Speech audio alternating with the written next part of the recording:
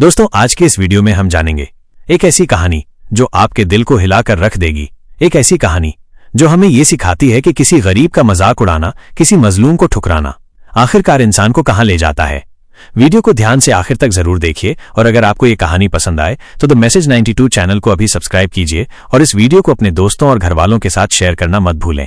बहुत पुराने जमाने की बात है। एक रौनकदार शहर में जहां हर गली में बाजार सजा रहता, लोग शानो शौकत में रहते। उस शहर का सबसे बड़ा ताजिर, बड़ा व्यापारी था जाहिद। जाहिद के पास सब कुछ था, सोने के सिक्कों से भरे संदूक, गहनों के बक्से, बड़ी हवेली और नौकर चाकर। लेकिन दोस्तों, अल्लाह की नेमतें हमेशा कदर करने वालों को नसीब होती हैं। जाहिद का दिल कड़ा था। उसे गरीबों की हालत देखकर कभी तरस नहीं आता था। वो हमेशा कहता, गरीबी उनकी अपनी गलती है, मैं क्यों मदद करूं। एक रात का वाकया। रात का समय था, ठंडी हवा चल रही थी। एक बूढ़ा मजदूर जिसका नाम अस्कर था, 3 दिनों से भूखा था। उसके पास न पैसे बचे थे न ताकत।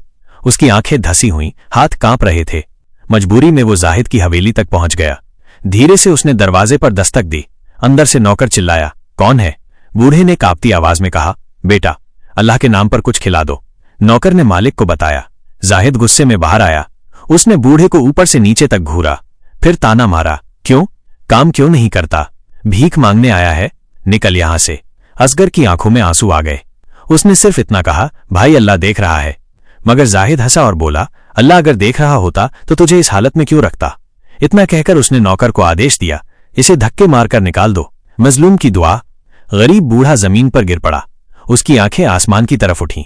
वो रोता हुआ कहने लगा, ए अल्लाह, तू सबसे बड़ा इंसाफ करने वाला है, मैं तेरे दर से खाली नहीं लौटूंगा। दोस्तों, कहते हैं मजलूम की दुआ आसमान के पर्दों को चीरकर सीधी अल्लाह तक पहुंचती है। कुछ दिन बाद जाहिद का कारोबार अचानक डूबने लगा। उसका जहाज जिसमें लाखों का माल था, समुद्र में डूब गया। उसके गोदामों में आग लग गई। नौकर चाकर उसे छोड़कर भाग गए। जिन दोस्तों के साथ वो रौनक की महफिलें सजाया करता था, सबने मुंह मोड़ लिया।